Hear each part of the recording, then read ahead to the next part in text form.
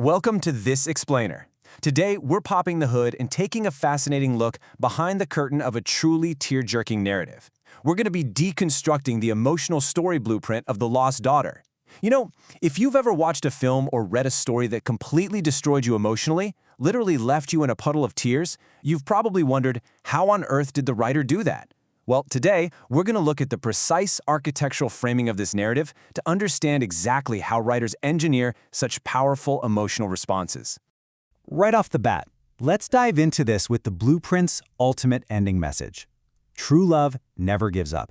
No matter how many years pass, a parent's love always finds its way home. This quote immediately establishes the profound emotional stakes of the narrative we're about to analyze. By starting our analysis at the very end, well, we basically know the exact destination the story is trying to reach. Every single plot point, every character design, every visual cue, it's all meticulously crafted to make us feel the absolute weight of this exact sentence by the time those credits roll. So, to earn that powerful ending, we have to start at the beginning. Section 1, The Anatomy of Heartbreak. Chapter 1, The Setup. Every great emotional roller coaster needs a devastating drop, and this blueprint starts with the ultimate tragedy right in Chapter 1. The story establishes a terrifying, inciting incident. A kind, hard-working father is holding his 5-year-old daughter's hand in a super-busy, chaotic marketplace, and in a split second, they become separated in the massive crowd.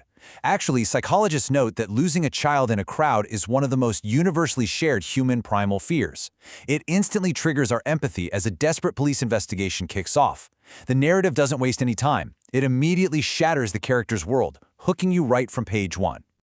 From that moment of pure panic, the story shifts gears into Section 2, Two Parallel Lives, subtitled Rising Action and the 20-Year Chasm.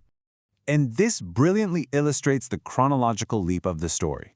We aren't just looking at a missing child case over a few days, we are mapping out a massive 20-year chasm. Think about the heavy emotional weight of that timeline. At age 5, the tragic disappearance happens. Then for 19 long years, the narrative stretches out the father's painful, relentless search. It's not until year 20 that the adult daughter finally discovers clues about her past. This huge gap in time is a deliberate structural choice, letting the agony of separation really marinate. Psychologically, it manipulates our own sense of hope, exhausting us alongside the characters, which makes the ultimate resolution that much more powerful. Now, check out how the blueprint actively contrasts the aging father trapped in this loop of grief on the left with the daughter's new life on the right. The narrative smartly splits into two separate parallel timelines. On one hand, we have the father hanging missing posters, searching every city, growing older, and clinging tightly to her childhood photo, but never losing hope. Juxtaposed against all that pain is the daughter's new life. She's raised by loving, supportive adoptive parents, she grows into a successful young woman, yet she feels this deep, unexplainable void. She just knows something is missing. This contrast is literally the emotional engine driving the second act. And you know, that void eventually has to be filled. Which brings us to Section 3, the DNA turning point. Chapter 4, the catalyst. The tension finally breaks here through a very clear procedural sequence of steps. Step 1, a subtle clue, like an old photo. Step 2, active research and reaching out. Step 3, the introduction of a DNA specialist who arranges the testing. And Step 4, absolute scientific confirmation. This rapid escalation, from just a nagging feeling to undeniable proof, is the narrative bridge that brings these two crashing parallel lives right back onto a collision course. All of that procedure culminates in Chapter 5's central moment, the truth. The DNA results aren't just data on a page for her, they represent a massive emotional realization. Everything she thought she knew about her life shifts in an instant. This newfound truth propels the daughter toward the climactic decision of the story.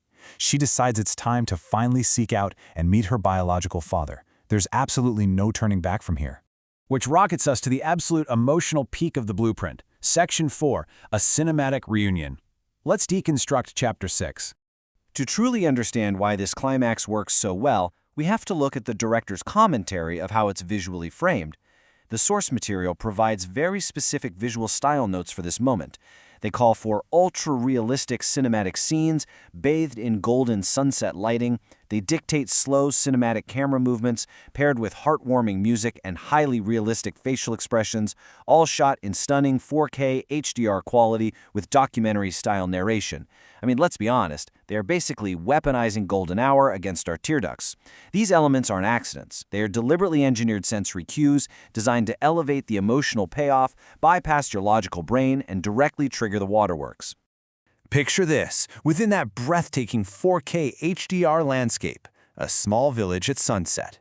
An elderly father waits nervously, not entirely sure if it's really her.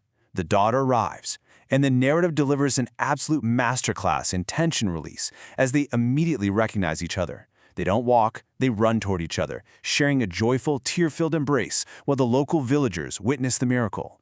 It is the exact emotional release the audience has been desperately craving for the last 20 narrative years. After an incredible peak like that, you really gotta land the plane smoothly. Section 5. Crafting the Emotional Payload. Chapter 7. The Resolution.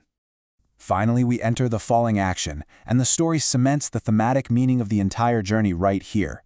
The family is formally reunited in a calm setting. They sit together, looking through those old childhood photos, the very same ones that served as clues earlier in the story. They share missing memories, filling in that 20-year gap for each other. By wrapping up with this quiet, intimate moment, the story delivers its final emotional payload. It proves exactly why this specific blueprint resonates so deeply. It perfectly balances a grand message of hope and perseverance with deeply personal, human connection. As we wrap up this explainer on crafting deeply impactful stories, I want you to consider this narrative's core theme. The reason blueprints like The Lost Daughter work across cultures and generations is that we all have a deep, fundamental need to belong. Whether you're the father holding on to a 20-year-old poster or the daughter chasing a ghost in a photograph, the drive for family is relentless. So I'll leave you with this thought to ponder. How far would you go to find your way home? Thanks for joining me on this structural deep dive, and I hope you've learned something new today about the architecture of emotion.